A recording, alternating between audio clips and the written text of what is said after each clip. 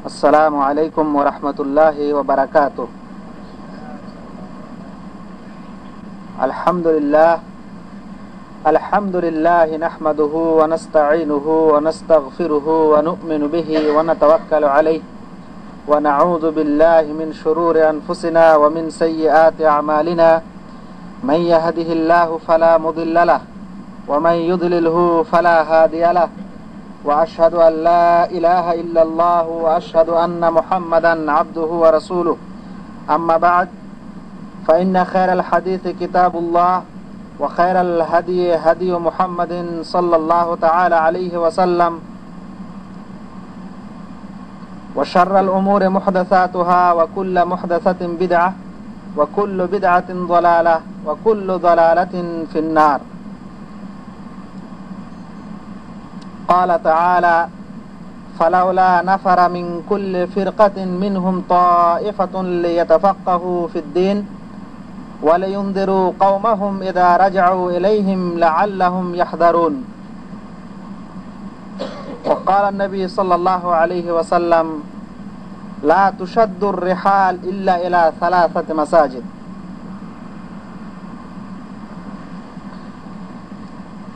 সম্মানীয় বাংলাভাষী ভাইয়েরা, আল্লাহ রাব্বুল আলামিনের সমস্ত প্রশংসা, যিনি আমাদেরকে অন্যান্য সপ্তাহের মতো আজকেও এই মজলিসে বসে কিছু ইসলামী আলোচনা করার এবং শোনার তৌফিক দান করছেন, তাই পড়ি আলহামদুলিল্লাহ। তারপরে প্রিয় নবী মুহাম্মদ মুস্তাফা সাল্লাল্লাহু আলাইহি ওয়াসাল্লামের প্রতি অনেক অনেক দরুদ এবং সালাম বর্ষিত হোক। আল্লাহুম্মা সাল্লি আলাইহি আল্লাহুম্মা বারিক আলাইহি। যেমন আলোচনা শুরু করার আগেই দুই একজন ভাই এবং তার আগে থেকে অনেক কয়েকজন ভাই কিছু বা বিশেষ এক ব্যাপারে আলোচনা করার অনুরোধ করছেন বা শোনার আগ্রহ প্রকাশ করছেন, তাই সে সম্পর্কেই আলোচনা আজকে করা হবে ইনশাআল্লাহ। অর্থাৎ কারো নাম নিলে নাম না নেওয়াটাই, কোনো দল বা কোনো জামাতের নাম না নিয়েই আলোচনা করাটা ভালো, কিন্তু যেহেতু আমরা ওই উদ্দেশ্যে আলোচনা করতে চাচ্ছি সে কারণে নামটা নিতে আমাদের কোনো অসুবিধা হবে না ইনশাআল্লাহ। অর্থাৎ তাবলিগি জামাতকে কেন্দ্র করে আমরা কিছু আলোচনা আজকে শুনব। যদি তাদের মধ্যে কিছু ভালো জিনিস থাকে তাহলে আমরা সেটা নেওয়ারও চেষ্টা করব, যদি কিছু গোলমাল থাকে তাহলে সেটা ছাড়ারও চেষ্টা করব। এটা আমাদের অন্তরে হওয়া চাই। যদি কোনো মানুষ মনে করে যে আমার বাপ হয় বলে তার সব কিছুই সঠিক, আমার মা হয় বলে, আমার ভাই হয় বলে তার সমস্ত কাজ কথাবার্তা সঠিক, এটা কিন্তু ঠিক না, এবং সে কারণে তার ওকালতি করব, এটাও ঠিক না।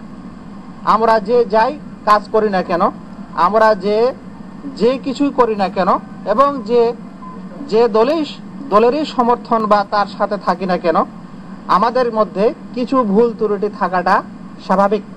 সে কারণে ভুল ত্রুটির সময় সেটা জেনে নেওয়া এবং তা পরিহার করা, এটাই কিন্তু সবারই কাছে কাম্য। আলোচনার আগে আমি একটি কথা বলতে চাই যে পৃথিবীতে আজ যেমন ওই ইসলামিক দল এবং সংগঠন আছে, অনুরূপ ইসলামের নামেও অনেক দল এবং সংগঠন আছে না নেই? ইসলামের নামেও অনেক দল এবং সংগঠন আছে। যেমন আপনারা জিজ্ঞাসা করছেন যে দল এবং সংগঠনের সম্পর্কে, অনুরূপ আরো কিছু সংগঠন আছে ইসলামের নামে যারা কিন্তু রাজনীতিও করে, কিন্তু এই যে দলের কথা বলছেন এরা কিন্তু রাজনীতিতে নেই। আবার কিছু দল আছে যারা এটার মধ্যেও নাই ওটার মধ্যেও নাই।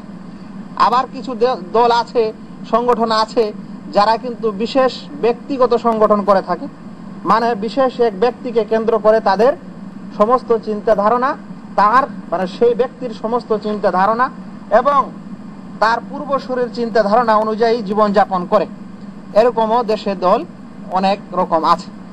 এখন কথা হলো, এই সমস্ত দল এবং এই সমস্ত উপদলের মধ্যে আপনি কোনটাকে বেছে নিবেন না?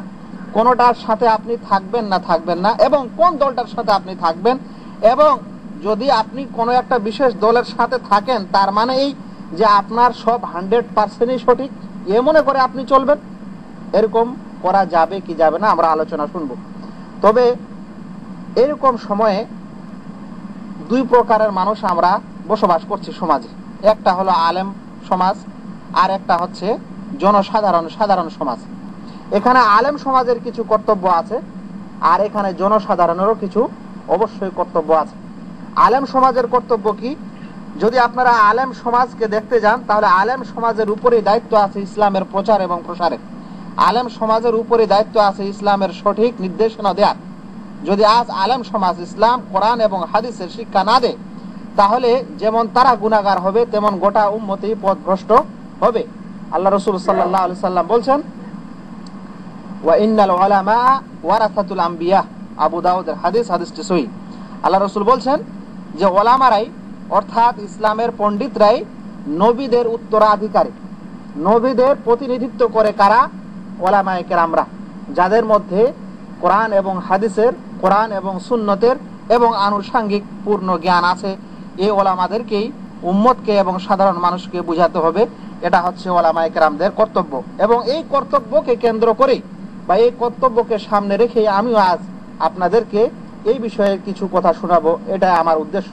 এছাড়া আমি যদি কারো বিরুদ্ধে কিছু কথা বলি তার জন্য আমার কিছু লাভ আছে, বা কারো যদি আমি সাপোর্ট করি তার জন্য যে আমার কিছু লাভ আছে, এরকম কোনো কিছু লাভ বা ক্ষতি আমার নেই। সেজন্য যে আলোচনা করা হবে, যদি কোনো ভাইকে খারাপ লাগে তাহলে আপনি চিন্তা করতে পারেন যে আমাকে খারাপটা কেন লাগছে, আমি কি আসলে সহি কথা শোনার পর খারাপ লাগছে, না একটা অবাস্তব খারাপ কথা আসলেই সেই আলেম এখানে বলে গেল যার কোনো যুক্তি নেই কোরআন হাদিসের থেকে, সেই কারণে আপনাকে খারাপ লাগছে। অর্থাৎ আপনাকে নিজে ফয়সালা করতে হবে যে আপনি ভালো এবং ভালোবাসা, ভালো এবং মন্দের মাপকাঠি কোনটাকে করবেন। কোন দলকে চোখ বুঁধেই করবেন, না তার যেগুলো বৈশিষ্ট্য, তার যেগুলো নিয়ম পদ্ধতি, সেই জিনিসগুলো দেখে করবেন যে সেগুলো কোরআন হাদিসের অনুযায়ী আছে না নেই। তারপরে আপনি সিদ্ধান্ত নেবেন আপনার উপর। আমি বলছিলাম যে আলেম সমাজের উপর এটা কর্তব্য, কিন্তু আলেম সমাজরা বা আলেমেরা বর্তমানে মোটামুটি ভাবে তিন ভাগে বিভক্ত।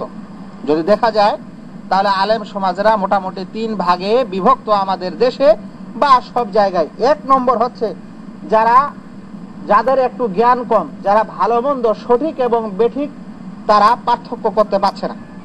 এই ধরনের আলেম ওলামা সঠিক এবং বেঠিকের পার্থক্য করতে পারছে না, জানতে পারছে না। জনগণ যা করছে তারাও সে কাজটাই করছে। জনগণ যে কাজ করতে ইচ্ছুক তারাও সেই কাজ করিয়ে দিচ্ছে। জনগণ যখন বলছে যে আমি একটা দোকান খুলবো, নতুন করে আমার একটু দোয়া দরুদ পড়াই দেন আমার দোকানে, তাহলে সেখানে গিয়ে উপস্থিত হচ্ছে। কিন্তু এই দোয়া দরুদ পড়াটা ঠিক না বেঠিক এটা কিন্তু সে আলেম আর দেখছে না, সে পার্থক্য করছে না। জনগণ যখন বলছে যে আমার বাড়িতে অমুক মারা গেছে, সেজন্য তার জন্য একটা দোয়া মাহফিল করতে হবে, এরকম আয়োজন হবে, সে আলেমও সেখানে গিয়ে উপস্থিত হচ্ছে। সে তার নিজের অনুযায়ী, নিজের পদ্ধতি অনুযায়ী যা কিছু করার সেখান থেকে করে ফিরে আসছে। অর্থাৎ জনগণ যা চাচ্ছে আলেমও সে করে যাচ্ছে। এটা এক প্রকারের আলেম। দ্বিতীয় প্রকারের আলেম যারা জানছে সমাজের মধ্যে কোনগুলা ভুল এবং কি কি সঠিক এবং কি কি বেঠিক, এরকম জিনিস আলেম ওলামাদের মধ্যে এক দল আছেন যারা এটা জানছেন কিন্তু বলছেন না। জানছেন কিন্তু বলছেন না। না বলার পিছনে কারণ কি? না বলার পিছনে তার নিজস্ব কোনো স্বার্থ থাকতে পারে, আর না হলে জীবনের ভয় থাকতে পারে, অসুবিধার ভয় থাকতে পারে। মানে ওটাও স্বার্থ। কেমন স্বার্থ? যে যদি আজ আমি এর প্রতিবাদ করি তাহলে আমার হয়তো মসজিদের ইমামতিটা যাবে। আবার হয়তো কেউ মনে করছে যদি আমি প্রতিবাদ করি তাহলে যে বাড়িতে আমি লজিং আছে আমার লজিংটা যাবে, এরকম মনে করা হচ্ছে। সেজন্য তারা প্রতিবাদ করছে না, কিন্তু তাদের জ্ঞান আছে যে এই কাজটা কি সঠিক না বেঠিক। অনুরূপ এরকমও এক দল আছে যারা জানছে যে এটা সঠিক, কিন্তু তারা মানুষকে এই সঠিকের দাওয়াত দিতে চায় না এবং বুঝিয়ে বলতে চায় না। কেন?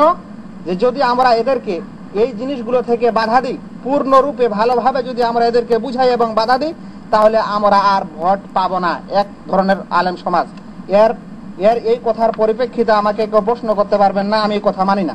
আমি এই কথার প্রমাণের জন্য একটা বিশেষ কাগজ, এই কাগজটা হয়তো আপনারা সাধারণ মনে করছেন, কিন্তু এটা সাধারণ না। এটা একটা বিশেষ সংগঠনের ইসলামী দাওয়াতের সংগঠনের একটা ওয়ার্কশপের কাগজ। এই কাগজে যে পদ্ধতিগুলো লেখা হয়েছে এই পদ্ধতিগুলো এখানে ছাপানো নাই, কিন্তু তাদের সংগঠনের যেগুলো আসল জায়গা সাথে কিন্তু এই সংগঠনের সমস্ত রুল রেগুলেশন লেখা আছে এবং সেখান থেকে এখানে হাতে লেখা হয়েছে। হাতে কেন লেখা হয়েছে এর একটা কারণ আছে, ওটা বাদ দেন। এখানে 8 নম্বর জায়গায় লেখা হচ্ছে আলেম পীর ও তাবলীগের সমালোচনা না করা। অর্থাৎ যারা এই সমস্ত সংগঠনের সঙ্গে জড়িত তারা যদি জানো যে আলেম এবং পীর এরা ভুল কাজ করছে, তবুও তাদের সমালোচনা করা যাবে না। কেন সমালোচনা করা যাবে না? আলেম এবং পীরটা বড় না কোরআন এবং হাদিস বড়? যদি কোরআন এবং হাদিস বড় হয়ে থাকে তাহলে যদি কোনো আলেম সেখানে ভুল করে সেই ভুলটা বলতে হবে না? যদি কোনো একটা দল ভুল করে তাহলে সেই দলের ভুলকে দেখিয়ে দিতে হবে না? কিন্তু বলা যাবে না তাদের সংগঠনের আইন। কারণ একটাই, যদি দেখা যায় যে যদি আমরা বলি তাহলে সেই সমস্ত আলেমরা আমাদের উপর খেপে যাবে এবং আমাদের দলে তারা শরীক হবে না এবং আমরা ভোটটা পাবো না। এটা হলো দ্বিতীয় প্রকারের আলেম, যারা জানে তবুও কিন্তু বলে না। অনুরূপ তাবলীগ জামাতের সম্পর্কেও সমালোচনা করে না এই দল ছাড়া অন্য দলেও। কেন সমালোচনা করে না আলেমের? আপনারা জানেন তাবলীগী জামাতের যে সমস্ত আলেম ওলামারা যেই সভা করে এবং তারা যেখানে একত্রিত হয় ওইরকম ওই সভায় কিন্তু আপনাদের বাইতুল মোকাররমের মসজিদের আলেম উপস্থিত হয় না। বড় বড় মাদ্রাসার সুপারিনটেন্ডেন্ট তারাও কিন্তু যায় না, কিন্তু এরা আবার প্রতিবাদও করে না। ক্লিয়ার কথা বলছি? মসজিদে এরকম নয় যে আমি লুকিয়ে চুকিয়ে কিছু কথা বলে গেলাম, কাউকে ফাঁসাইলাম আর কাউকে ছেড়ে দিলাম না। এরকম প্রচুর আলেম ওলামা আছে যারা বলছে না এই কথা। কেন? বিরাট ভিতরে কারণ আছে। একটা কারণ এদের যারা এরকম আলেম ওলামা বলছে না, কারণ তাবলীগী জামাতটা হচ্ছে হানাফি মাযহাবের দল আর এই সমস্ত আলেম ওলামারা হচ্ছে হানাফি মাযহাবের দল, যেটাকে দেওবন্দি বলা হয়। এবং এই দেওবন্দ থেকেই এই তাবলীগ জামাতের সূচনা হয়। মৌলানা ইলিয়াস সাহেব দেওবন্দেরই মানুষ এবং মৌলানা ইলিয়াস সাহেবের পর জাকারিয়া সাহেব যে বই লিখেছেন তাবলীগি নিসাব, তিনিও এই দেওবন্দের আলেম ওলামা। এবং এই দেওবন্দের আলেম ওলামাদের সেই সময় যিনি শাইখুল হাদিস ছিলেন তার নাম ছিল রাশিদ আহমদ গাঙ্গোহী। এই রাশিদ আহমদ গাঙ্গোহী সাহেব বলেছিলেন যে জাকারিয়া সাহেব যে বই লিখেছে আমার মনে হচ্ছে শিক্ষাটা হবে ওর আর তরিকা পদ্ধতিটা হবে আমার। এটা রাশিদ আহমদ গাঙ্গোহী সাহেব এই কথা বলেছেন। আমি এই ওর প্রমাণটা আমার কাছে আছে, এখানে নিয়ে আসেনি। যাই হোক, যেহেতু দুইজনের মধ্যেই বা দুই দলের মধ্যে একটা সম্পর্ক আছে সেজন্য তারা মতভেদ করছে না। তবে মনে রাখবেন একটা আবার বাতিল পন্থী আছে যারা এদের সঙ্গে লড়াইও করে। এমন একটা বাতিল পন্থী আছে যারা এদের সঙ্গে লড়াইও করে। যদি তাদের গ্রামে ঢুকে তাদের হাঁড়ি খোলা ভেঙে দেয় আর না হলে লাঠি পাটকেল মেরে তাদের দেশ থেকে বা গ্রাম থেকে বিতাড়ন করে। সেজন্য এরকম একটা বাতিল দল আছে যারা এদের বিরোধিতা করে। এরকম ভাববেন না যে কেউ বিরোধিতা করার নেই, বিরোধিতা আছে, কিন্তু কোথাও চরম আছে আর কোথাও নরম আছে। এমন চরম আছে যে তাদেরকে গ্রামে ঢুকতে দেওয়া হবে না, এমন নরম আছে যে যেমন সেই করুক আমরা তাদের সঙ্গে শরিক আছে। কিন্তু মধ্যপন্থা কারা, মধ্যপন্থা কি আপনি অবলম্বন করবেন এটা আমাদের জানা দরকার। এই জন্য মধ্যপন্থার যে আলেম ওলামারা যারা তাদের ভুলকে সংশোধন করতে চায় এবং ভুলকে দেখাতে চায়, কিন্তু সমস্যা হলো এই যে পৃথিবীতে আপনি যে কোনো মানুষকে, এমন কি একজন ভালো আলেমকেও যদি আপনি তার ভুল ধরতে চান, বলতে চান, তাহলে সে মানুষ তৎক্ষণাৎ রেগে যায় বা তৎক্ষণাৎ তার সাথে সম্পর্ক ছিন্ন করে নেয়, ছুটে যায়, নষ্ট হয়ে যায়। সেই জন্য এই দলটা বা এই ধরনের আলেম ওলামাদের সংখ্যা কম যারা ভুল ধরতে চায়। কারণ ভুল ধরতে গেলেই তাদের মধ্যে দ্বন্দ্ব বেঁধে যায় যে না তুমি যেটা ভুল বলছো এটা আমার কাছে ভুল না। তবে মনে রাখবেন এরকম ভুল ত্রুটি ধরার বা দেখিয়ে দেওয়ার অনেকেই আছে যারা এদের এই সমস্ত ভুল ত্রুটি তুলে ধরেছে। তবে মনে রাখবেন এই ভুল ত্রুটি যারাই ধরতে যায় বা শিখাতে যায় তাদেরকে অনেক ধরনের কথা বলা হয় এবং অনেক ধরনের কটূক্তিও করা হয়। যেমন বলা হয় এরা বড়দের সাথে বেয়াদবি করে, আমাদের মুরব্বীদের সাথে এরা এই আলেম ওলামারা কি করে, বেয়াদবি করে, এরা ওহাবি, এরা অমুক তমুক। জেনে রাখবেন বেয়াদবি সেখানেই মানায় যেখানে আসলে আদবের স্থান। যদি কোরআন এবং হাদিসের সাথে বেয়াদবি করা হয় তাহলে এর চাইতে বড় বেয়াদবি আর নয়। আর সেই জিনিসগুলো যদি উল্লেখ করতে গিয়ে বেয়াদবি হতে হয় তাহলে সেই বেয়াদবটা উত্তম। মনে রাখবেন বড়দের বেয়াদবি যদি এদেরকে বলা হয় তাহলে এটা খারাপ না। স্বয়ং আবু হানিফা রাহমাতুল্লাহ আলাইহির দুই ছাত্র বিশেষ ইমাম আবু ইউসুফ এবং ইমাম মুহাম্মদ রাহিমাহুমাল্লাহ, এই দুইজন ছাত্র ইমাম আবু হানিফা রাহমাতুল্লাহ আলাইহির মৃত্যুর পর ইমাম আবু হানিফা যে সমস্ত ফতোয়া দিয়েছিলেন সেই সমস্ত ফতোয়ার মধ্যে থেকে 1/3 বেশি ফতোয়ার তারা বল খারাপ করেছেন। আপনারা যারা কুদুরি পড়েছেন, আপনারা যারা হেদায়া পড়েছেন, আপনারা যারা নুরুল ইমান নুরুল ইজা পড়েছেন, তারা আপনারা সবাই জানেন। যে কোনো হানাফি মাযহাবের বই নেন, তারপর সেখানে দেখেন ইমাম সাহেবের ফতোয়া এক ধরনের এবং তারা দুই শাগিদ বলছেন আর এক ধরনের। তাহলে উনারা কি তার ওস্তাদের বেয়াদবি করেছিলেন? যদি তারা বেয়াদবি না করে থাকেন, কারণ তাদের ওস্তাদের ভুল ধরার পরে যদি তারা বেয়াদব না হন, তাহলে বর্তমান যুগের যে সমস্ত ওস্তাদের ভুল ধরা হচ্ছে, এদেরকে আবার বেয়াদবের টাইটেলটা কেন দেওয়া হবে? আরো বলি, যখন এরা এরকম কিছু ভুলের আলোচনা তুলে ধরে, তখন তাদেরকে বেয়াদবের পর যে টাইটেলটা দেওয়া হয় সেটা হচ্ছে এই যে এরা অন্যের গীবত করে। কি করে? এরা অন্যের গীবত করে। গীবত মানে কি ভাই, এবং কোন কোন পর্যায়ে গীবত করা জায়েজ আছে, এটা জিনিস জানা দরকার। মানুষের প্রত্যেক দোষ ত্রুটি ধরলেই যে ভুল হয়, গীবত হয়, সেটা না। অনেক সময় গীবত করাটাও বৈধ, যেটা গীবত না। আজ আপনার কাছে, আপনার বাড়ির পাশে কোনো এক মেয়ের প্রস্তাব নিয়ে আসছে কোনো ভাই, সেই সময় আপনার কাছে বুঝতে আসলো যে ওই বাড়ির মানুষেরা কেমন, সেই মেয়েটা কেমন, তার চরিত্র আখলাক কেমন। যদি ওর দোষ থাকে, আপনি যদি ওর দোষটা বলে দেন, ও যদি ভালো থাকে, আপনি যদি ওর ভালোটা বলে দেন, তাহলে সেটা কখনো গীবত নয়। স্বয়ং আল্লাহ রসুল সাল্লাল্লাহু আলাইহি সাল্লামের কাছে এক সাহাবিয়া, মহিলা সাহাবী আল্লাহ রসুলের কাছে এসে বলেন, আমাকে অমুক এবং অমুক প্রস্তাব দিয়েছে। আল্লাহ রসুল বলছেন, তার মধ্যে একজন তো খালি বলে ঘাড়ে থেকে লাঠিই নামায় না, মানে একটু মারধর বেশি করে, একটু বদমেজাজি। তাহলে তুমি এরকম মানুষকে বাদ দিয়ে অমুককে শাদী করো, অমুকের সঙ্গে বিবাহ করো। তাহলে কি বোঝা গেল? যে কোনো সময় মানুষের দোষ তুলে ধরা হয়, তুলে ধরা গেলে কোনো গুনাহ নেই, যদি সেখানে অবশ্যই কোনো ভালো ব্যাপার থাকে। মনে রাখবেন, এরকম কাজ গীবত না। কারণ একটা আলেমের ভুল বা একটা সংগঠনের ভুল একটা বিরাট ভুল। যে ভুল একটা সংগঠন, একটা পুরো দলকে, একটা পুরো জামাতকে, একটা পুরো গোষ্ঠীকে ভুলে পতিত করতে পারে, তাহলে সেই ভুলটা বলে দেওয়া অবশ্যই জরুরি। অবশ্যই জরুরি, এটা শুধু গীবত না, এখানে অবশ্যই জরুরি। যারা সেই ভুল বুঝতে পারবে তাদেরকে বুঝাতে হবে। মনে রাখবেন, স্বয়ং আল্লাহ রসুল সাল্লাল্লাহু আলাইহি সাল্লামের অনেক সিদ্ধান্ত, যখন সাহাবায়ে কেরামরা জিহাদ করতে যেতেন, তখন আল্লাহ রসুল এক জায়গায় সেনা তৈরি করতেন, মানে দাঁড় করাতেন, আরেক জায়গায় করাতেন না। এমন সময় সাহাবী আল্লাহ রসুলকে আদবের সঙ্গে বলতেন, আল্লাহ রসুল, আপনি যে এখানে এই সেনাবাহিনী তৈরি করছেন এবং সেট করছেন, এটা কি আপনার নিজের বিচক্ষণতা স্বরূপ না আল্লাহ তাআলার আদেশ? আল্লাহ রসুল বলতেন, না, এটা আমি নিজের চিন্তাধারা করছি। তখন সাহাবারা বলতেন যে না, এখানে না করে অমুক জায়গা করাটাও ভালো। তাহলে স্বয়ং সাহাবায়ে কেরামরা আল্লাহ রসুল সাল্লাল্লাহু আলাইহি সাল্লামের কৌশলকে কোনো কোনো সময় আদবের সাথে আল্লাহ রসুলকে বলেছে। অনুরূপ আমরাও কোনো মানুষ, কোনো বড় আলেমের যদি ভুল হয়, তাহলে সেটা বলতে পারে, এবং এটা বেয়াদবিও নয়, অনুরূপ এটা গীবতও নয়। আর সবচেয়ে বড় কথা হয়েছে এই যে জনগণকে যদি আপনি আজ বলেন যে কে ভালো আর কে ভালো নয়, কোন আলেম ভালো আর কোন আলেম ভালো নয়, তাহলে কিন্তু তাদের কাছে ভালোর মাপকাঠি আলাদা। ভালোর মাপকাঠি জনগণের কাছে কি বলবো? একজন ভাই ক্যাম্প থেকে এসে আমাকে বলছেন যে ভাই, আমি মানুষকে নামাজের জন্য দাওয়াত দিচ্ছি, ওদেরকে আজানের পর গিয়ে ডাকছি, তো আমাকে বলছে, ধুর মিয়া, দেখো তো অমুক মতুয়া কত ভালো, এ নামাজের জন্য দাওয়াত দিচ্ছে, ঘরে গিয়ে যে সময় ওরা হয়তো তাস খেলছে বা টিভি দেখছে বা আর অন্য কিছু করছে, তো একে বাইরে এসে ধমক দিচ্ছে যে ধুর মিয়া, অমুক মতুয়া কত ভালো, আমরা যাই মন তাই করে, ও তো কিছু বলে না, ও নামাজ পড়ছে, নিজের নামাজ পড়ছে। আর কথা যখন বলার হচ্ছে, তখন আমাদের রুমে এসে কথা বলে চলে যাচ্ছে, আমরা নামাজ পড়ছি বা না পড়ছি ওটা তো কিছু বলে না। আর ওই মতোয়া ভালো, ওই আলেম ভালো, যে তাদেরকে সৎ উপদেশ দেয় ঠিকই, কিন্তু তাদেরকে আমল করার জন্য ডেকেও নিয়ে যায় না এবং বাধাও দেয় না। তাহলে কি হলো? সেই মতোয়া, সেই আলেম ভালো হলো। আর যে মানুষ তাদেরকে বাড়ির ঘরের ভিতরে গিয়ে তাদের দরজায় নক করে তাদেরকে ডেকে মসজিদে নিয়ে আসতে চাচ্ছে, সেটা কি নয়? ভালো নয়। তাহলে জনগণের কাছে ভালো এবং মন্দের মাপকাঠি আলাদা, কিন্তু আমাদের কাছে ভালো এবং মন্দের মাপকাঠি কি হবে? ভালো এবং মন্দের মাপকাঠি হবে যে কথাটা কোরআন এবং হাদিসে আছে সেটাই ভালো, আর যে কথাটা কোরআন এবং হাদিসে নেই সেই কথাটা ভালো নয়। তবে এরকম সময় জনসাধারণরা বিভ্রান্তের মধ্যে পড়ে, যে অমুক বলল এটা, ওই দল বলল ওইটা, তমুক দল বলল ওইটা, এখন আমি করি কি?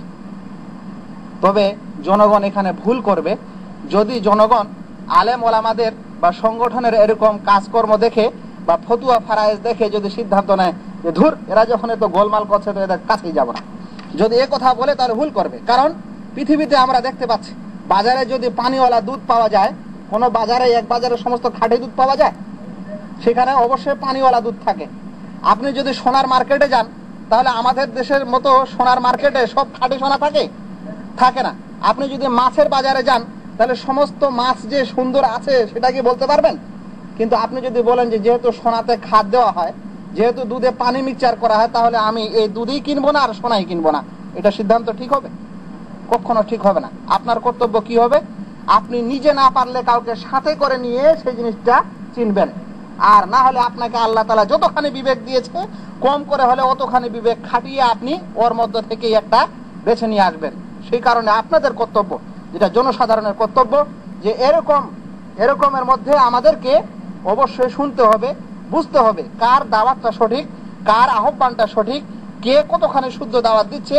আপনার জ্ঞান আছে, আপনাকেও চিন্তা ভাবনা করে আপনি একটাকে ধরবেন এবং সেই হিসাবে আমল করবেন ইনশাআল্লাহ। আর যদি আপনি বলেন যে না আমি আর এদের কাছে যাব না, তাহলে বিধর্মী হয়ে মারা যাবে মানুষ। কারণ সে যদি ইসলামের কাছেই না আসে তাহলে তো বিধর্ম হবেই। আচ্ছা, আমি বলছিলাম এই 3 প্রকার ছিল আলেম ওলামাদের। জনসাধারণদেরও মাঝে মোটামুটি 3 প্রকারের মানুষ।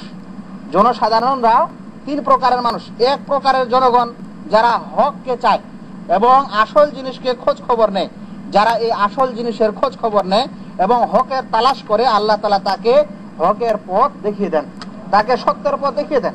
অনেক পৃথিবীতে মানুষ আছে বলছে আমি এই ছিলাম ভাই, সেই ছিলাম, তারপরে এই হলাম, তারপরে এই হলাম, এখন আলহামদুলিল্লাহ ঠিক জায়গায় পৌঁছেছে, কারণ সে অবশ্যই হক চেয়েছে। যে মানুষ আমাদের এই মহফিলে আমরা বলি, যে মানুষ প্রথমে আসার পর একটা আলোচনা শুনে এখান থেকে চলে যায় এবং সিদ্ধান্ত নিয়ে নেয়, সে মানুষ কোনোদিন হকের পথ পায় না। কিন্তু যে মানুষ সে না চাওয়া সত্ত্বেও বারবার সেখানে বসে এবং আলোচনা শুনে, এরকম নয় কিছু মানুষ আবার এখানে বসে আর আবার অন্যদিকে তসবিহ জপে, এরকম না। সে যদি আসলে আলোচনা শুনে তাহলে কিন্তু সে বুঝতে বাধ্য হবে এবং এটা বলতে বাধ্য হবে যে আমরা আমাদের মধ্যে সঠিক কোনটা এবং কোনটা নিতে হবে। আর প্রথম চোটে যদি চলে যায় তাহলে তার পায় না, তাহলে সে সঠিক পথ পায় না। দ্বিতীয় প্রকার জনগণ যারা খুব কঠোর, যারা নিজের বাপ দাদু এবং নিজের পূর্বপুরুষদের কোন রীতির আওয়াজকে ছাড়তে রাজি নয়। আপনি যা কিছুই বলেন, আমাদের বাপ দাদু করে গেছে, আমাদের পূর্বপুরুষেরা করে গেছে, আমাদের দেশের অমুকেরা করছে, আমি কেন করব না।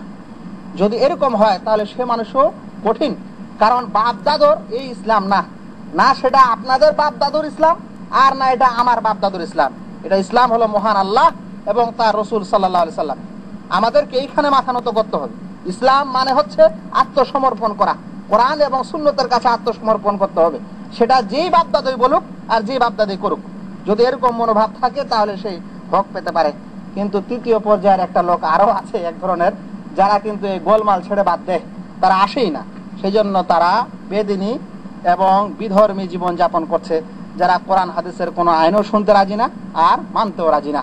এরকম লোক দেশে বসবাস করছে। ভাই, আমি যে কথা বলতে চাচ্ছি সেটা হলো এই, যে আজ আমরা যে কোনো একটা সংগঠনে ধরেন আছি, আপনি কি চিন্তা করেছেন যে যেই সংগঠনে আপনি আছেন এই সংগঠনটা কখন তৈরি হয়েছে? যদি দেখেন তাহলে আপনার এই সংগঠন হয়তো 100 বছর, না হলে 50 বছর, না হলে 150 বছর আগে এই সংগঠন তৈরি হয়েছে। একটু চিন্তা করেছেন যে এর আগে যখন সর্বপ্রথম ইসলামের প্রচার শুরু হয় তখন কোন সংগঠন ছিল, তখন কোন দিন ছিল, তখন কোন ইসলাম ছিল? ওই সংগঠনটার খোঁজে মানুষ যেতে চায় না, কিন্তু পরের কোন সংগঠন তৈরি হয়েছে সেই সংগঠনটাই নিতে চাচ্ছে, এবং এই সংগঠন পরের সংগঠনের বিপরীত যদি কোনো কথা হচ্ছে তাহলে তার মন খারাপ হয়ে যাচ্ছে। কিন্তু আমাদের তো কর্তব্য হচ্ছে এই, যে আমরা ওই সংগঠনকে এবং ওই নিয়ম পদ্ধতিকে খুঁজবো যেটা স্বয়ং প্রিয় নবী মুহাম্মদ মুস্তাফা সাল্লাল্লাহু আলাইহি সাল্লাম দিয়ে গেছিলেন, সাহাবায়ে কেরামরা করেছিলেন, এবং তারা দেশ চালানোর ব্যাপারেও, দেশ পরিচালনা করার ব্যাপারেও এবং গোটা দেশে ইসলামের আইন বাস্তবায়ন করার ক্ষেত্রে তারা যে কাজ করে গেছেন সেটা কিন্তু আমাদের সেই সালাফে সালেহিন এবং সাহাবায়ে কেরাম এবং তাবেঈনদের মধ্যে অবশ্যই ছিল। আলোচনার উদ্দেশ্য হলো ভাই এই, যে আমরা যে আলোচনাটা করতে চাচ্ছি সেই আলোচনাটার উদ্দেশ্য হলো এই, যে আমরা সঠিক জিনিসটা বুঝবো এবং সেই অনুযায়ী আমরা চলবো। আমি যদি আপনাদের জিজ্ঞাসা করি যে ভাই আপনারা তাবলিগি জামাতকে কেন ভালোবাসেন, তাহলে অনেক ধরনের উত্তর পাবো, অনেক ধরনের কি পাবো, উত্তর পাবো। হয়তো আপনাদের মধ্যে কেউ বলবেন যে তারা নামাজি মানুষ সেই জন্য তারা ভালো। আমি বলবো তারাই কি শুধু নামাজি আর অন্যরা কি নামাজি না? হয়তো যদি আপনাদেরকে আরো কেউ বলি তাহলে বলবেন না, তারা পাঞ্জাবি পায়জামা টুপি দাড়ি সুন্দর করে লাগিয়ে গ্রামে গঞ্জে ঘুরে বেড়ায়। ভাই, তারা ছাড়া কি অন্যরা এই কাজ করে না? তারা ছাড়া কি অন্যরা পাঞ্জাবি পায়জামা আর অন্য কিছু পরে কি পরে না? অন্যরাও পরে। তাহলে শুধু তাদেরকে আপনি ভালোবাসলেন এই কারণে কেন? যদি আরো কাউকে জিজ্ঞাসা করা হয় তাহলে হয়তো কেউ বলবেন এরা গ্রামে গঞ্জে গিয়ে গিয়ে দাওয়াত দিয়ে বেড়ায়, সেই জন্য এরা ভালো। ভাই, আপনি নিজেই যদি একটা গ্রামে গিয়ে দাওয়াত দেন, আপনি নিজেই যদি একটা মসজিদে উঠে 2-4টা কথা বলেন, সেটা আপনি 4 দিনের জন্য বের না হন, 40 দিনের জন্য বের না হন, তাহলে আপনার এই কাজটা কি তাবলিগ বা দাওয়াত হবে না হবে না? এটাও তো দাওয়াত। তাহলে শুধু ওটাই কেন ভালো হলো আর এটা কেন ভালো হবে না? মোট কথা হলো ভাই এই যে কোন জিনিসের ভালো এবং মন্দ এর মাপকাঠি কোনোদিন পোশাক পরিচ্ছদ হয় না, কোনোদিন তার কোনো কাজকর্ম হয় না। সে তার মাপকাঠিটা হয় সে যে কাজ করছে সে কাজটা কোরআন এবং সুন্নাহ অনুযায়ী হচ্ছে না, হয় না। যদি তার কাজটা কোরআন এবং সুন্নতের অনুযায়ী হয় তাহলে সেটা সঠিক, না হলে সেটা সঠিক নয়, মনে রাখবেন।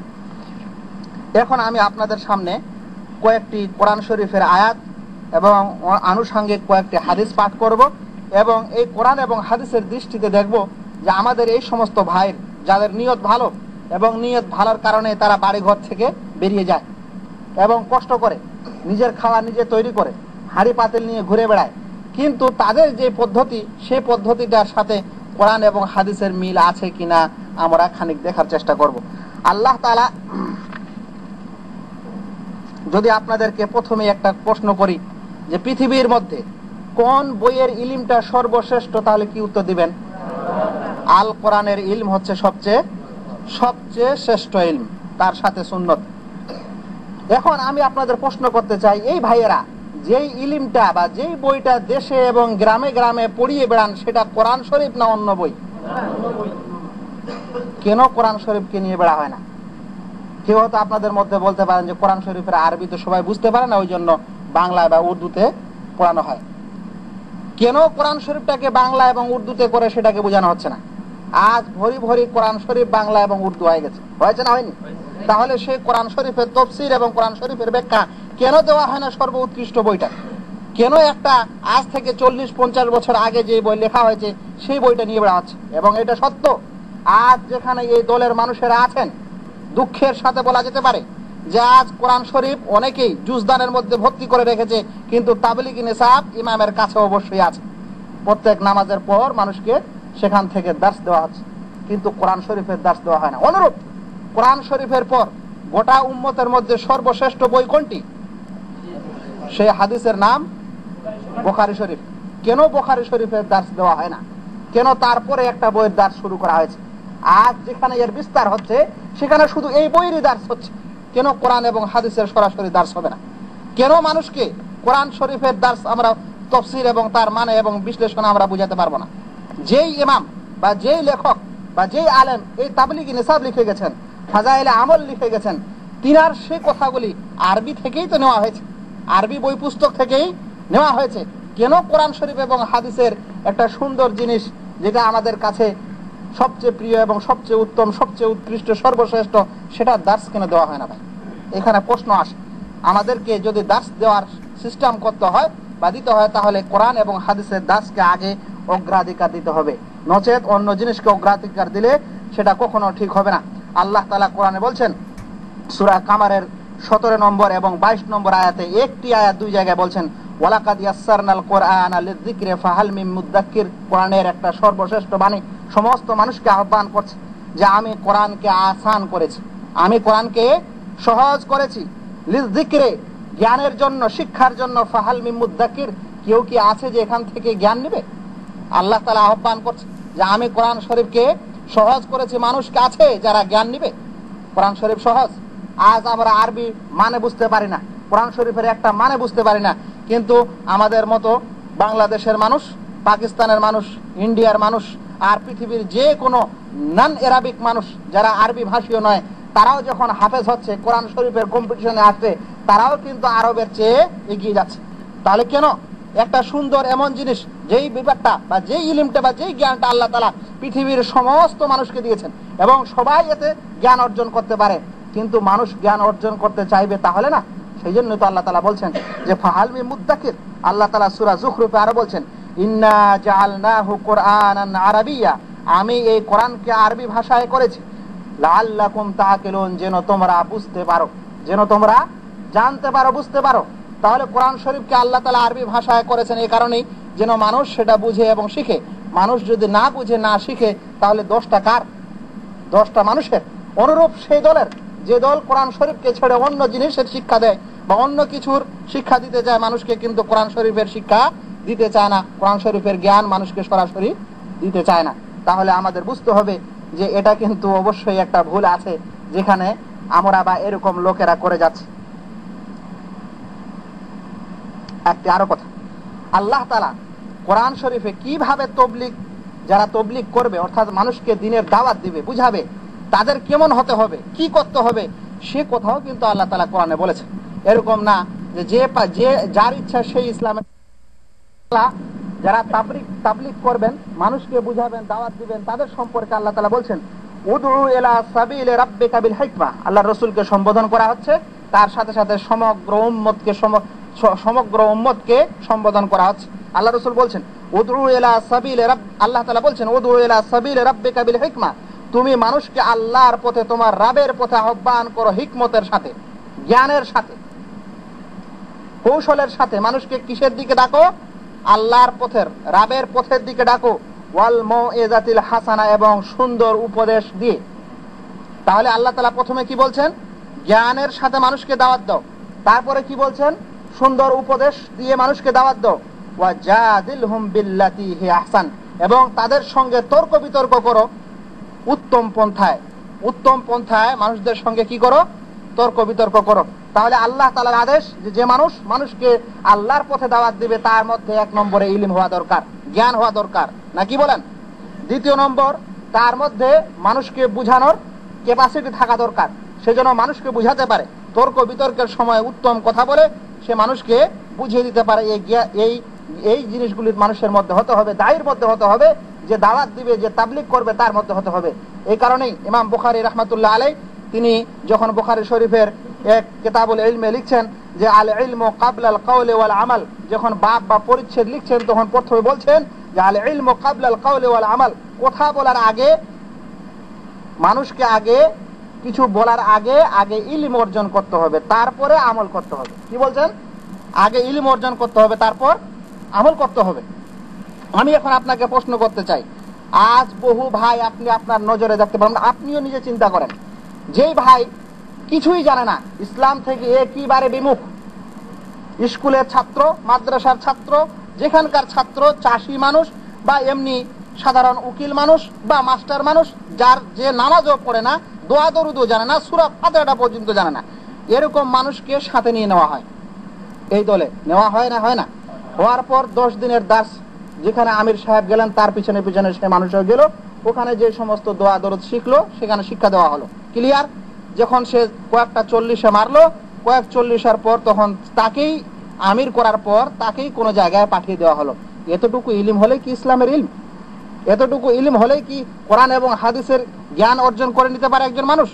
10 দিন, 20 দিন, 40 দিন কোথাও বের হলে কোরআনের এবং হাদিসের জ্ঞান নিয়ে নিতে পারে? জেনে রাখবেন, এই জন্য তাবলিগি জামাতের মধ্যে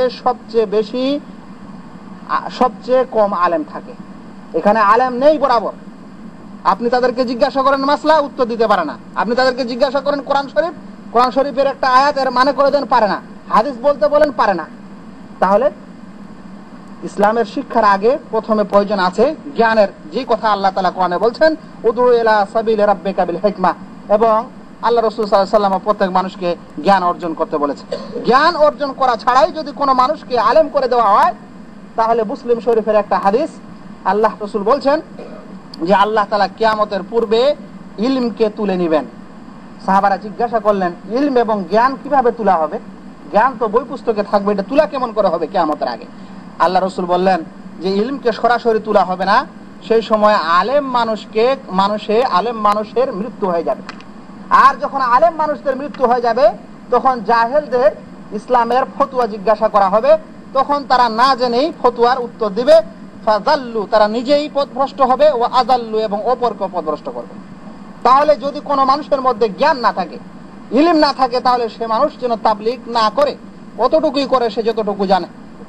আর যে সমস্ত জিনিস জানা জরুরি, সেই সমস্ত জিনিস যেন অবশ্যই সে অর্জন করে, তারপরেই যেন সে কোথাও দাওয়াত এবং তাবলীগের কাজ করে, নচেত যেন না করে।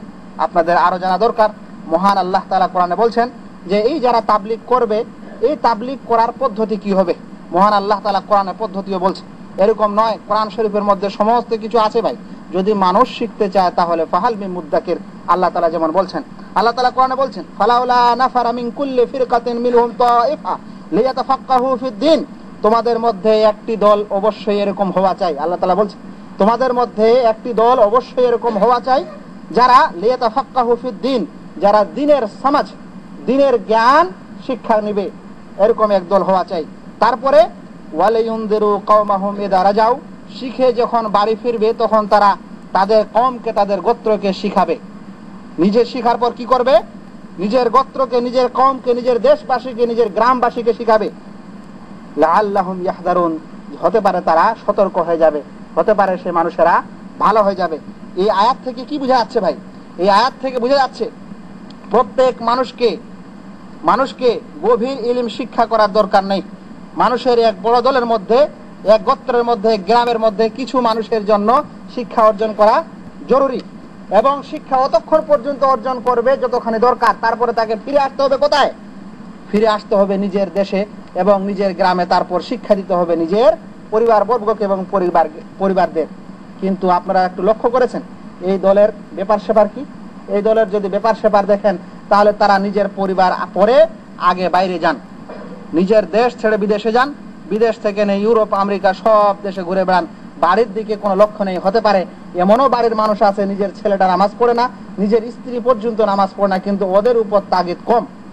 মনে রাখবেন, এরা যখন বের হয় 40-এর দিনটাকে এমন বরকত করে বলা হয়েছে, হাদিসে কোনো জয়ীফ হাদিসে আছে না নেই আল্লাহ জানে, এমন 40 দিনের ফজিলত বর্ণনা করা হয়েছে যে 40 দিনের মধ্যে বাড়িতে কোনো মানুষ মারা গেল মাটি দিতে পর্যন্ত আসে না। বলবেন যে এটা একটা বড় কথা। আমি আমার একটা ঘটনা বলছি। আমার এক বন্ধুর সাথে আমি একদিন বাস থেকে নেমে তাদের বাড়ি যাব। এইভাবে যখন আমরা শহরে নামলাম, ছোট্ট একটা শহর, সেই শহরে নামার সময় সেই ভাই একটা ফলের দোকানে গেল কিছু ফল কিনতে। এমন সময় ওরই মতো একটা লোক এসে ওকে সালাম দিল। আমিও সালাম নিলাম, মুসাফা করলাম। ওরা দুজনে কি কথা বললো, বলার পর চলে গেল। ওই ভাই তখন আমাকে বলছে এটা কে জানো? আমি বললাম না তো, আমি জানি না। বলছে এটা আমার ভাই, তাবলিগি জামাতে বের হয়েছে কয়েকদিনের জন্য, বাড়িতে অসুবিধা, সে নিজে যাবে না, ওই জন্য আমাকে এই কাজগুলো করে দিতে বল। এটা কি ধরনের কথা? বাড়ির যদি কোনো সমস্যা থাকে তাহলে সেই সমস্যার সমাধান করাটা একটা নেকির কাজ। আল্লাহ রাসূল সাল্লাল্লাহু আলাইহি সাল্লাম বলেছেন যে যদি কেউ কারো স্ত্রীর মুখে লোকমা পর্যন্ত দেয় তাহলে সেটাও একটা সাদকা। তাহলে বাড়ির কাজগুলো কি দিনের কাজ না? মানুষকে বাড়ির কাজও করতে হবে, মানুষকে অন্য কাজও করতে হবে, কিন্তু এরকম করা হয় না। এবং নিজের গ্রাম ছেড়ে বাইরে বাইরে ঘুরেটাই হচ্ছে সবচেয়ে বড় ইবাদত, এবং ওই জন্য 40 এবং 10-এর বিশেষ ফজিলত করা হয়েছে। গ্রামে কম, বাইরে বেশি যান। আমি আর একটা কথা বলতে চাই, যারা আপনারা গেছেন, আমি মনে করি আপনারা যারা এখানে বসে আছেন তাদের মধ্যে বেশিরভাগই এই তাবলিগি জামাতে গেছেন কোনো না কোনো রূপে, এটা শিওর।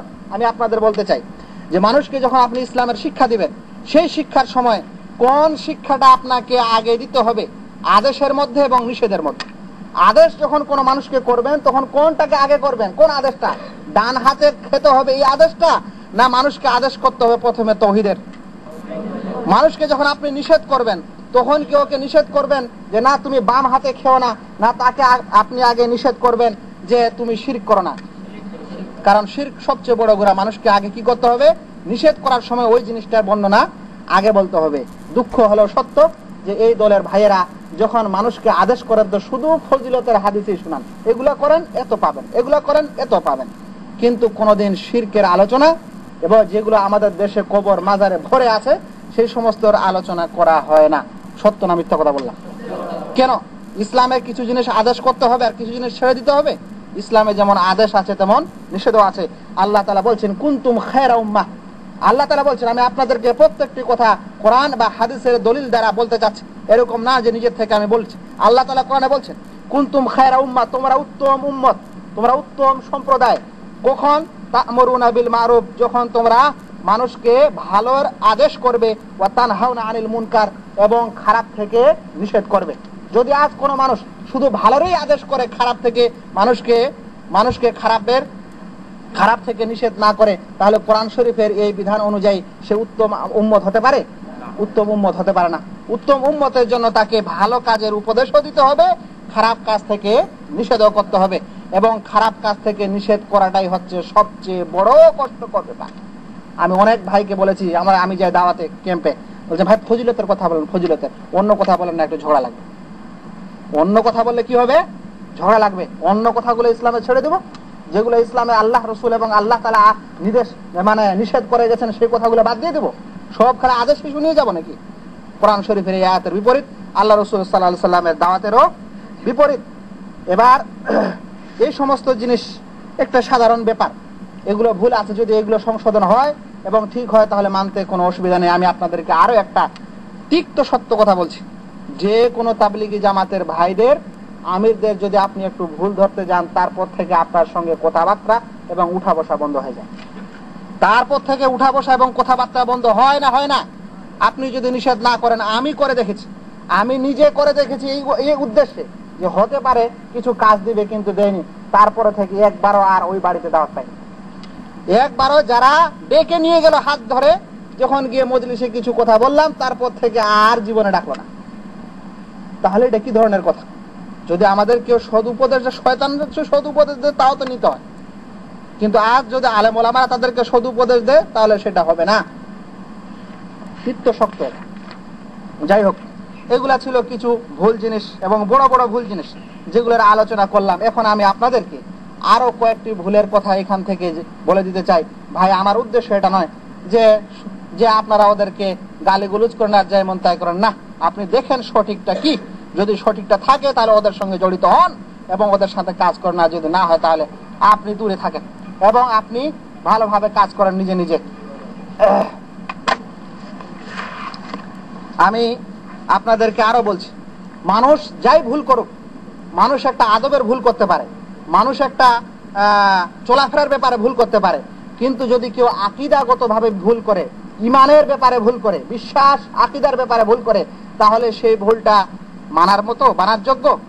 সেই ভুলটা মানার যোগ্য না। যদি কোনো মানুষ আকীদার ব্যাপারে ভুল করে, আল্লাহ তাআলা, আল্লাহ রসুল এবং আল্লাহ তাআলার গুণ এবং আল্লাহ তাআলার যেগুলো সমস্ত নাম, এই সমস্ত ব্যাপারে যদি কেউ ভুল করে, তাহলে সেই ভুলের সংশোধন নেই এবং সেই ভুলের ক্ষমা নেই।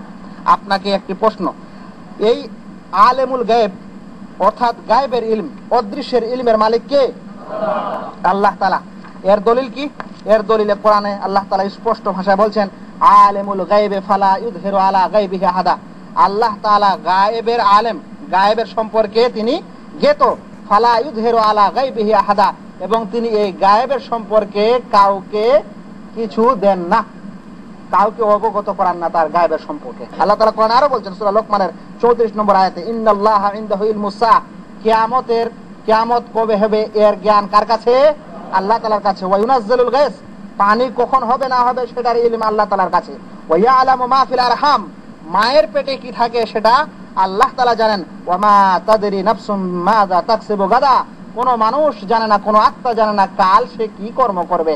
আজ এখানে বসে আছেন, রাস্তায় গিয়ে কোনো একটা অঘটন ঘটে যেতে পারে। অনেক ভাইকে কাজ করার জন্য হজে পাঠানো হচ্ছে, রাস্তায় অ্যাক্সিডেন্ট হয়ে মারা যাচ্ছেন, বেডিং পত্র থেকে আছে ক্যাম্পে। তো কোথা হলো? মানুষ জানে না। ওমা তাদরি নাফসুন বিআইয়ি আরদিন তামুত, মানুষ জানে না, কোন আত্মা জানে না কোন জমিনে তার মৃত্যু হবে, কোথায় তার মৃত্যু হবে জানে না।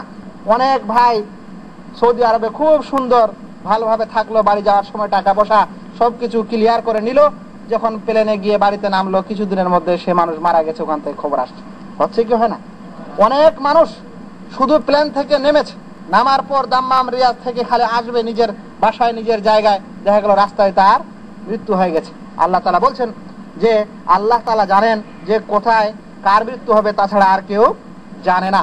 কিন্তু যদি আপনাকে কোনো এক বই শিক্ষা দেয় যে আল্লাহ ছাড়া কিছু মানুষও কি জানে, গায়েব জানে, তাহলে আপনি সেই বই সম্পর্কে কি ধারণা করবেন? আমি যে বইটা আপনাদের সামনে নিয়ে আছি সেই বইটা আমার লেখা না। এই বইটারই নাম হচ্ছে তাবলিগি নেসাব, এবং এই বইটা ভুল, তাবলিগি নেসাব। এবং তাবলিগি নেসাবের পরে লেখা হচ্ছে, ইহাতে আছে ফাজাইলে কোরআন, ফাজাইলে নামাজ, ফাজাইলে রমজান, ফাজাইলে তাবলিগ, ফাজাইলে জিকির, হেকায়েতে সাহাবা। মূল লেখক শাইখুল হাদিস হযরত মাওলানা মুহাম্মদ জাকারিয়া সাহেব রাহমাহুল্লাহ, অনুবাদক মাওলানা মুহাম্মদ সাখাওয়াতুল্লাহ। মুসলিম লাইব্রেরি 11 কলুটোলা স্ট্রিট, কলিকাতা 700073 থেকে প্রকাশ বা ছাপানো হয়েছে। ঠিক আছে ভাই? এখন আমি আপনাদেরকে একটি ঘটনা শোনাচ্ছি। এই ঘটনায় কি আছে আপনি একটু চিন্তা করেন। ঘটনায় লেখা হচ্ছে একটি যুবকের কাশফের বয়ান, অর্থাৎ ফাজাইলে জিকির, পৃষ্ঠা নম্বর 115। কি লেখা হচ্ছে? বলছেন যে শেখ আবু ইয়াজিদ কর্তুবী বলেন, ঘটনাটা অনেক, আমি একটু মাঝখান থেকে বলে দিই। সে নাকি বেহেশত দোজখ দেখিতে পাইতো, আমি উহাতে সন্দেহ করিতাম। এক সময় ওই যুবক আমার সহিত আহার করিতে একজন বলছে এক যুবকের ব্যাপারে যে সেই যুবক খুব কামেল মানুষ ছিল, তারপর সে একদিন আমার সাথে কি করলো, আহার করতে বসলো, মানে খাওয়া দাওয়া খেতে বসলো। হঠাৎ চিৎকার করিয়া উঠলো, যুবকটা চিৎকার করে বলছে এবং বলিল, আমার মা দোজখে জ্বলিতেছেন। কি বলল? আমার মা দোজখে জ্বলিতেছেন। যেই লোককে এই কথা বলা হচ্ছে সে বলছে তাহার অবস্থা আমি দেখিতে পাইতেছি, মানে সে যুবকে বলছে যে আমি আমার মায়ের অবস্থা জাহান্নামে দেখতে পাচ্ছি। যুবকের অস্থিরতা দেখিয়া কর্তুবী বলেন, কর্তুবী একজন লোকের নাম যার সঙ্গে ঘটনা ঘটছে, আমি মনে মনে 70,000 বারের কালেমা পড়ার একটা নেশাব যুবকের মায়ের জন্য বকশিস করিয়া দিলাম। যার সঙ্গে এই কর্তুবীর সঙ্গে যখন ঘটনাটা ঘটলো, যুবকের মায়ের নামে 70,000-এর একটা নেশাব কি করলো, বকশিয়া দিল। কিন্তু এক আল্লাহ ব্যতীত আমার এই আমলের কথা আর কাহারও জানা ছিল না। আমি যে বকশিয়া দিলাম মনে মনে, সেটা আল্লাহ জানে, মানুষকে তো আমি বললাম না, ওকেও বললাম না যে তোমার মায়ের নামে আমি কি করলাম, বকশিয়া দিলাম। হঠাৎ যুবক বলিয়া উঠিল, চাচা, আমার মা দোজখের আযাব হইতে নাজাত পাইয়া গেলেন। তাহলে দোজখে আপনার এবং আমার মা এবং বাবা আত্মীয় স্বজনের আযাব হচ্ছে না, তারা জান্নাতে আছে, সেটা জানতে পারে কে? কিন্তু এখানে জানতে পারে কিছু যুবক, যেটা তাবলিগি নেশাবের শিক্ষা। এবং কয়েক হাজারের নেশাব বক্সে দিলে জান্নাত থেকে জাহান্নামী থেকে জান্নাত হয়ে যায়, এটা কে জানতে পারে? আবার জানতে পারেন আল্লাহ, কিন্তু এখানে জানে কিছু মানুষ। তাহলে আলেমুল গায়ব, যে গায়বের ইলম আল্লাহ তাআলার, সেই ইলম কাকে দেওয়া হয়েছে? যদি এই শিক্ষা যদি আপনাকে দেওয়া হয়, আপনার মসজিদে দেওয়া হয়, তাহলে আপনি তাদের সঙ্গে থাকবেন যেখানে আল্লাহ তাআলার জ্ঞানের সাথে শিরক করা হচ্ছে। আপনি আরো কিছু দেখবেন, মনে রাখবেন এই বইটার অনেক কিছু ব্যাপার স্যাপার আছে। তার মধ্যে আমি উদাহরণস্বরূপ 2-3টি কথা বলে দিচ্ছি, এর বেশি আমি বলতে যাচ্ছি না। আপনাদেরকে এই বইয়ের আর একটা জিনিস শুনাই, ফাজাইলে নামাজ 92 পৃষ্ঠার একটা কিছু ঘটনা শুনাই। ফাজাইলে নামাজ 92 পৃষ্ঠা। ফাজাইলে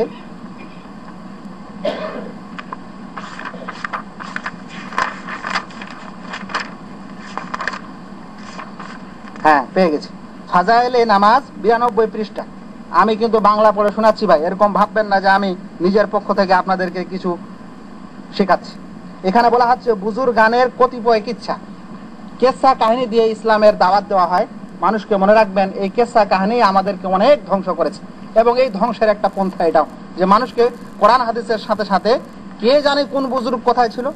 এখন ঘোড়া সাহার মাজার, আর অমুক ভাই ওই দিন আমাকে দেখালেন মোবাইলে একটা ফটো নিয়ে এসেন যে ভাই একটা হিন্দু বদমাস আমাদের গ্রামের, বলছে আমি যখন এসেছি সৌদি আরবে তখন কিছু ছিল না, মারা গেছে, ওর কবরে একটা এখন সুন্দর করে মাজার করে খানকা করে লিখে দিয়েছে। কি নাম দিয়েছে ভাই? নামটা কি দিয়েছে?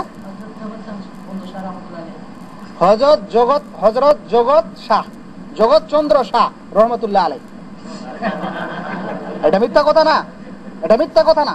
কারণ এরকম বুজুর্গ, আর এদেরকে যদি বুজুর্গ মনে করা হয় হিন্দুকে, আর তার কবরের উপর যদি মাজার তৈরি করার পর রহমতুল্লাহ আলাইহি লেখা হয়, তাহলে আমাদেরকে কোথায় নিয়ে যাওয়া হয়েছে?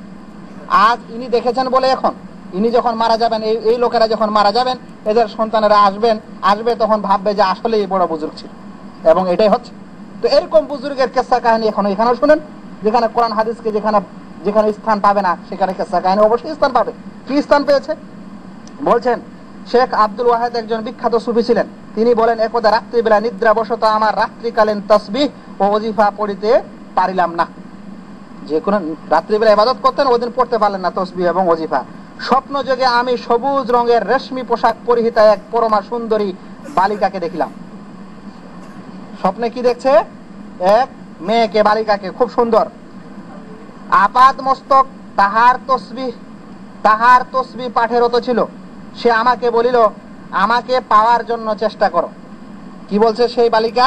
স্বপ্নে যাকে দেখতে পেল যে আমাকে পাওয়ার জন্য চেষ্টা করো, মানে আমাকে বিয়ে করার জন্য চেষ্টা করো, আমি তোমাকে লাভ করিবার চেষ্টায় আছি।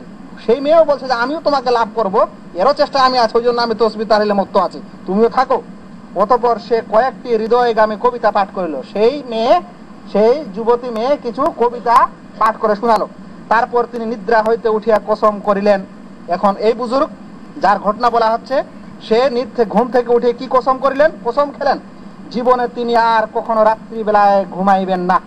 কথিত আছে 40 বছর যাবৎ তিনি এশার ওযুর দ্বারা ফজরের নামাজ পড়িয়েছেন। এখন আপনার কাছে আমার প্রশ্ন, মানুষকে ইবাদত করতে হবে, ইবাদত করার সময় শুধু কি বিয়ে করার উদ্দেশ্য থাকবে? আর একটা জিনিস, আল্লাহ রাসূল সাল্লাল্লাহু আলাইহি সাল্লামের নামাজ কেমন ছিল, তিনি নফল নামাজ কেমন করতেন, তিনি রাত্রে কিভাবে ইবাদত করতেন, আমাদের ওই তারিকায় ওই পদ্ধতিতে নামাজ এবং নফল ইবাদত করতে হবে। আল্লাহ রাসূল সাল্লাল্লাহু আলাইহি সাল্লাম গোটা রাত জেগে নামাজ পড়তেন। তিনি কসম খেয়েছেন যে আমি রাতে আর নামাজ পড়বো না। আপনাদেরকে সহিহ হাদিস, মুসলিম শরীফের হাদিস কিতাবুন নিকাহে বর্ণিত, আল্লাহ রাসূল সাল্লাল্লাহু আলাইহি সাল্লামের স্ত্রী হযরত আয়েশা রাদিয়াল্লাহু তাআলা আনহার কাছে 3 জন সাহাবী এসে আল্লাহ রাসূলের নফল ইবাদতের সম্পর্কে জিজ্ঞাসা করেন। আল্লাহ রাসূল নফল ইবাদতের কথা, নফল নামাজ এবং নফল রোজা আর নফল ইবাদতের কথা শুনে সেই 3 জন সাহাবী বলেন মনে মনে, ইস, আল্লাহ রাসূলের তুলনায় তো আমাদের কিছুই হয় না, তাহলে কি করব? 3 জনে বাইরে এসে বিড় বিড় করে কথা বলে এবং বলে একজন যে আমি আর আজ থেকে কোনোদিন রোজা ছাড়বো না, জীবনে সব সময় রোজা করব। আর একজন সাহাবী বলেন যে আমি এই ব্যস্ত হচ্ছি রাত্রিবেলা, নামাজ পড়তে পারি না আমার এই বউর জন্য, আমার এই স্ত্রীর জন্য বা আমার পরিবারের জন্য, সেই জন্য আমি খসি করে নিব। খসি করা মানে তার কাম শক্তি শেষ করে দেওয়া, অর্থাৎ তার সেক্স নষ্ট করে নেওয়া। বলছে আমি এরকম হয়ে যাব। আরেকজন একমত। আল্লাহ রাসূল ঘর থেকে এই কথাগুলি শুনলেন, শোনার পর বেরিয়ে এসে বলছেন যে মা বালো আকওয়ামিন, মানুষদের কি হয়েছে, তারা এরকম মন্তব্য কেন করছে? বলছেন লাকিন্নি, নিজের কথা বলছেন আল্লাহ রাসূল তখন, লাকিন্নি উসাল্লি ওয়া আনাম, আমি কিন্তু নামাজও পড়ি এবং ঘুমাই, ওয়া আসুম ও উফতির, আমি রোজাও রাখি, মানে নফল রোজাও রাখি, ও উফতির এবং নফল রোজাও ছাড়ি, মানে রোজাও করি আবার রোজা করি না, নামাজও পড়ি আবার ঘুমাই, ওয়া আতাজাওয়াজুন নিসা, এবং আমি কিন্তু বিবাহ করি, ফামান রাগিবান সুন্নতি, এগুলো হচ্ছে আমার সুন্নত, যে মানুষ আমার এই সুন্নত থেকে বিমুখ হবে ফালাইসা মিন্নি, সে আমার দলভুক্ত নয়। এখন বলেন এখানে কোন বুজুর্গের আলোচনা শুনলেন? যে বুজুর্গ ঘুম থেকে উঠে কি খেলো, কসম খাচ্ছে যে আমি আর কোনোদিন ঘুমাবো না। তাহলে এটা হাদিসের বরখেলাফ না? এই সমস্ত কেসা কাহিনীর দ্বারা যদি আপনি মনে করেন আপনার মিশন এবং আপনার এই সংগঠন খুব ভালো, তাহলে আমি মনে করি আপনি খুব ভুলে আছেন। এই সমস্ত সংগঠন মানুষকে হয় শিরকে পৌঁছাবে, কোনো সময় বিদআতে পৌঁছাবে, আর কোনো সময় কারামতে আউলিয়া নিয়ে আপনাকে সুফিতন্ত্রের বিরাট জালে ফাঁসাইও দিবে। আমি আপনাদেরকে আরো বলতে চাচ্ছি, এই ঘুমের সম্পর্কে আল্লাহ তাআলা কোরআনে বলছেন, হুয়াল্লাযী জাআলা লাকুমুল লাইলা লিতাসকুনু ফিহি। আজকে ইমাম সাহেব এই আয়াত দিয়ে নামাজ শুরু করেছিলেন। আল্লাহ তাআলা বলছেন, সেই আল্লাহ তাআলা তিনি যিনি তোমাদের জন্য রাত তৈরি করেছেন যেন তোমরা সেই রাতে আরাম করে বিরাম করো। তাহলে মানুষকে কি করতে হবে? রাতে আরাম করতে হবে। মহানবী সাল্লাল্লাহু আলাইহি ওয়াসাল্লাম এশারের পর আপোষে কথাবার্তা গল্প গুজব করতে নিষেধ করেছেন। কেন? যেন মানুষের নামাজ, ফজরের নামাজ, তাহাজ্জুদের নামাজে যেন অসুবিধা না হয়। সেজন্য মানুষকে দিনের বেলা কাজ করতে হবে এবং রাতের বেলা তাকে আরাম করতে হবে, আবার সকাল হবে নিজের কাজে শুরু করতে হবে। এটা হচ্ছে কোরআন এবং হাদিসের আদেশ। কিন্তু যদি কোনো মানুষ কোরআন এবং হাদিসকে ছেড়ে দিয়ে এরকম বই পড়ে, তাহলে অবশ্যই তার মধ্যে গোলমাল আসতে পারে। আমি আপনাদেরকে আরো একটা কথা বলতে চাই। ফাজাইলে নামাজের 17 নম্বর ব্যাপার, 17 নম্বর ঘটনা, অনেকগুলো আছে, আমি কিছু বলে দিচ্ছি। আমি আপনাদের এই কথা বলতে চাই যে আল্লাহ তাআলা যে ফেরেশতা নিয়োজিত করেছেন মানুষের বিভিন্ন কাজকর্মে এবং পৃথিবীর পরিচালনার ব্যাপারে, বা আল্লাহ তাআলা যাকে যে দায়িত্ব দিয়েছেন, ফেরেশতারা কি ভুল করেন? ফেরেশতারা ভুল করেন? ফেরেশতারা কোনো কাজ করতে দ্বিধা করেন? আল্লাহ তাআলা কোরআনে বলছেন, ওয়া ইয়াফআলুনা মা ইউবারুন, কোরআনের কথা। এই ফেরেশতারা তাই করেন যা তাদেরকে আদেশ করা হয়, আদেশের বিপরীত তারা কোনোদিন কোনো কাজ করেন না। কোনো কাজ করবেন, কোনো কাজ করবেন না। মানুষের যেমন দ্বিধা এরকম তাদের না। তাদেরকে যদি বলা হয় জাহান্নামে ঢুকাও, তাহলে তারা জাহান্নামে ঢুকাবে, জান্নাতে ঢুকাও তাহলে জান্নাতে ঢুকাবে, জীবন কবজ করো তাহলে তারা সেই কাজে করবে এবং সেই কাজে অভ্যস্ত। ওই জন্য একটি কথা আমি বারবার বলি, আল্লাহ তাআলা যে ফেরেশতাকে জীবন কবজ করার জন্য নির্ধারণ করেছেন, সেই ফেরেশতাকে এরকম হয়েছে যে পৃথিবীর কোনো মানুষকে জীবন কবজ করেননি, তাকে ছেড়ে দিয়েছেন না, সবারই তিনি করছেন, কারণ এটাই আল্লাহ তাআলার আদেশ। ওয়া ইয়াফআলুনা মা ইউমারুন, উনারা তাই করেন যা তাদেরকে আদেশ করা হয়। কিন্তু এখানে একটা ঘটনা শুনেন, ফেরেশতারা কোনো কাজ করতে করতে আবার করতে চাচ্ছেন না, আবার আদেশ আসছে। শুনেন, হযরত উম্মে কুলসুমের স্বামী হযরত আব্দুর রহমান অসুস্থ ছিলেন। একবার তিনি এমন অচেতন অবস্থায় পতিত হইলেন যে সকালে তাহাকে মৃত্যু বলিয়া সাব্যস্ত করিল। হযরত উম্মে কুলসুম তাড়াতাড়ি নামাজে দাঁড়াইলেন। নামাজ শেষ করিবার মাত্র হযরত আব্দুর রহমান জ্ঞান লাভ করিলেন। তিনি জিজ্ঞাসা করিলেন, আমার অবস্থা কি মৃত্যুর অনুরূপ হইয়াছিল? লোকজন বলিলেন, জি হ্যাঁ, আপনি মরার কাছাকাছি চলে গেছিলেন। তখন তিনি বলিলেন, আমি দেখিলাম, ওই লোক যিনি মানে মৃত্যুর মুখে চলে গেছিলেন, তিনি বলছেন যে আমি দেখিলাম দুইজন ফেরেশতা আসিয়া বলিল, চলো আল্লাহর দরবারে তোমার ফয়সালা হইবে। এই বলিয়া তাহারা আমাকে লইয়া যাইতে উদ্যত হইল, এখন নিয়ে যাবে। বছরে তৃতীয় এক ফেরেশতা আসিয়া তাহাদিগকে বাধা প্রদান করিয়া বলিল, তোমরা চলিয়া যাও। ইনি এমন এক ব্যক্তি যিনি মাতৃগর্ভে সৌভাগ্যবান বলিয়া সাব্যস্ত হইয়াছেন। তাহার সন্তান সন্ততিগণ আরো কিছুদিন তাহার কাছ থেকে অনুগ্রহ লাভের সুযোগ পাইবে, তারপর তিনি আরো 1 মাস জীবিত ছিলেন। তাহলে আল্লাহ তাআলা ফেরেশতা জীবন কবজ করার জন্য পাঠান, আবার কি করেন? আল্লাহ তাআলার ভুল হয়ে যায় বা আল্লাহ তাআলা বুঝতে পারেন না যে এই মানুষেরকে আরো তার পরিবারের সাথে 1 মাস রাখার দরকার আছে। কিছুক্ষণ পর আল্লাহ বুঝতে পারেন, তারপর আবার এক অন্য ফেরেশতাকে পাঠাই দেন, দিয়ে বলেন যে যা ওদেরকে নিষেধ করে দাও। এগুলো আল্লাহ তাআলার উপর সরাসরি বাড়াবাড়ি না? তাহলে যেখানে এরকম শিরক থাকবে, যেখানে এরকম বিদআত থাকবে, সেই সমস্ত বই যদি নেশাব স্বরূপ মসজিদে পড়ানো হয়, তাহলে মানুষের আকীদা যাবে কোথায়, মানুষের আমল যাবে কোথায়, আর মানুষের অন্য কিছু যাবে কোথায়? আপনারা আরো কিছু শুনতে চান? আমি শোনাতে পারি। আল্লাহ রাসূল সাল্লাল্লাহু আলাইহি সাল্লামের চেয়েও কি সবচেয়ে বেশি কি ইবাদত গুজার ছিল? পৃথিবীতে কখনো হতে পারে না এবং হবে না। সাহাবা ইকরামদের মতো কেউ হতে পারে না। ওয়াজ করণীর সম্পর্কে ফাজাইলে নামাজের 121 নম্বর পৃষ্ঠায় বলছে যে কোন কোন সময় সারা রাত্রি রুকুর হালাতে কাটাইয়া দিতেন। 121 পৃষ্ঠা। আল্লাহ রাসূল সাল্লাল্লাহু আলাইহি সাল্লাম রুকুর হালাতে রুকু অবস্থায় 1 রাত্রি কাটিয়েছেন, কোথাও দেখাতে পারবে? তাহলে আল্লাহ রাসূল সাল্লাল্লাহু আলাইহি সাল্লামের মতো যদি কারো রুকু না হয়, আল্লাহ রাসূল সাল্লাল্লাহু আলাইহি সাল্লামের পদ্ধতির মধ্যে যদি কারো নামাজ না হয়, তাহলে সেই নামাজ আল্লাহর দরবারে কবুল হবে? কখনো হবে না। জানি না এগুলো সত্য না মিথ্যা ঘটনা এরকম করে লেখা আছে। আপনারা আরো শুনতে চাচ্ছেন? এক বাদশার কিসসা শোনাই, আলোচনা শেষ করব ইনশাআল্লাহ। আরো এখানে বলা হয়েছে, নামাজ পড়তে পড়তে কিছু মানুষ জান্নাতের গাছ দেখতে পাচ্ছে। জান্নাতের গাছ দেখতে পাওয়ার পর গোটা রাত, আর সে ওই জান্নাতের গাছ দেখতে দেখতে গোটা রাত চলে যাচ্ছে। আল্লাহ রাসূল সাল্লাল্লাহু আলাইহি সাল্লামকে আল্লাহ তাআলা নিয়ে যান মেরাজে, জান্নাত জাহান্নাম দেখান, আর এরা এখান থেকে জান্নাত জাহান্নাম দেখে। এই সমস্ত কিসসা কায় আর কি দেখবেন? আরো দেখাবো। যাক, এই জনৈক বাদশার একটা কিসসা বলে আলোচনা শেষ করব। ফাজাইলে জিকির 123 পৃষ্ঠা।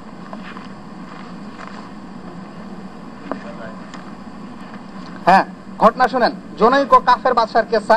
কথিত আছে যে কোন এক সময় একজন প্রতাপশালী অত্যাচারী বাদশা ছিল।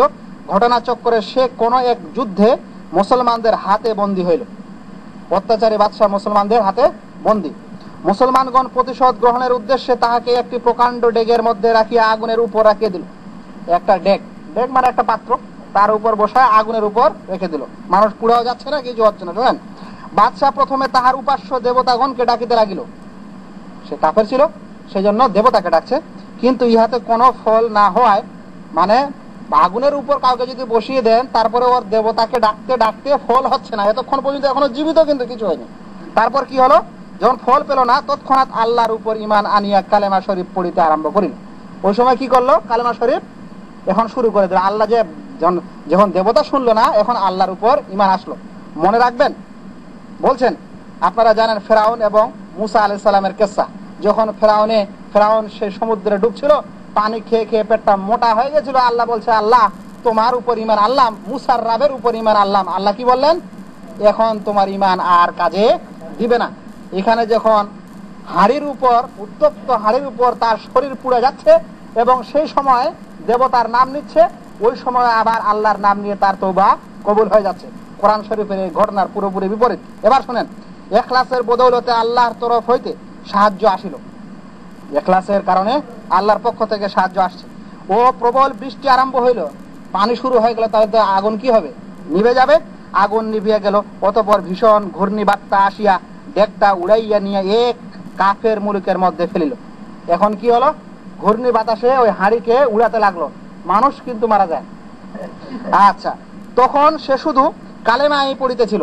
এতক্ষণে ঈমান আনার সাথে সাথে সে কালেমাটা পর্যন্ত মুখস্থ করেছে এবং শিখেও নিয়েছে। উড়ছে বাতাসে, কিন্তু কালেমা পড়তেই আছে।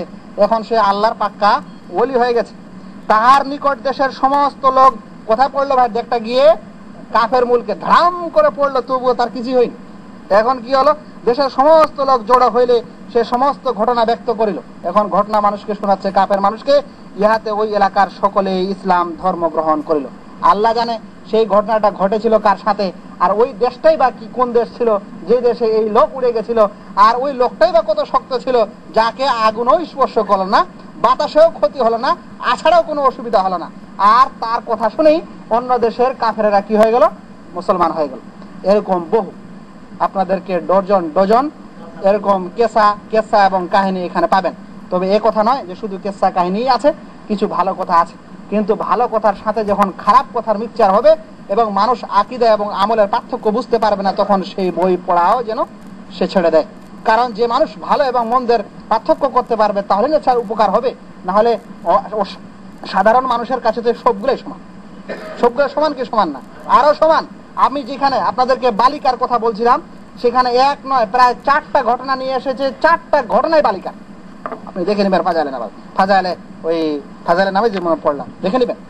মোট কথা হলো ভাই, এরকম কেসা কাহিনী দিয়ে এই বই সাজানো এবং এটাকে নিয়ে ঘুরে ফিরে হচ্ছে।